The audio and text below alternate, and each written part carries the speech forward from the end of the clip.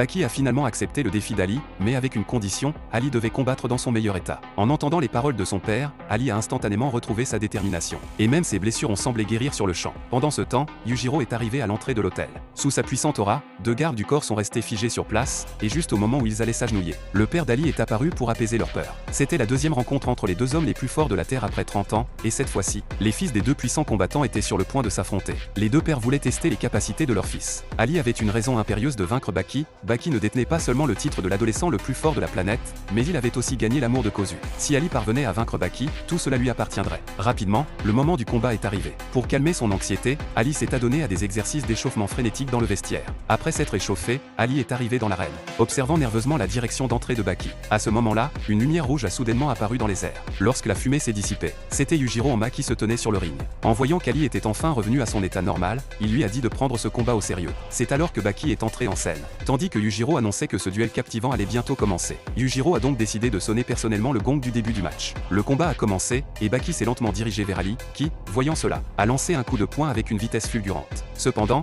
Baki a esquivé en se décalant sur le côté et a ensuite asséné un puissant coup de poing au visage d'Ali, faisant immédiatement perdre connaissance à ce dernier, qui s'est effondré au sol. Les spectateurs, stupéfaits, ont regardé cette scène, mais Ali s'est vite réveillé. À ce moment-là, Baki se tenait déjà devant lui, et Ali, reprenant ses esprits, a rapidement tenté de reculer. Cependant, Baki est resté très calme. La seconde suivante, il a porté un coup de pied à la zone sensible d'Ali, provoquant une douleur intense qui a fait s'effondrer Ali, tremblant au sol. Mais Baki n'a pas arrêté son attaque. Il a ensuite frappé de toutes ses forces la tête d'Ali avec un coup de pied violent, faisant finalement perdre connaissance à Ali. Ensuite, Baki a écarté la paupière d'Ali, surpris de voir qu'il était encore vivant. Il a alors saisi la tête d'Ali et a serré fermement son cou tout en commençant à exercer une pression croissante. Dans ce moment critique, le père d'Ali est intervenu à temps pour sauver son fils. En voyant ce personnage légendaire faire son apparition, Baki a simplement caressé sa joue et a déclaré que recevoir un coup de poing de cette légende était un honneur. En voyant Ali, allongé au sol et proche de la mort, Baki a perdu tout intérêt pour le combat et a décidé de le laisser partir.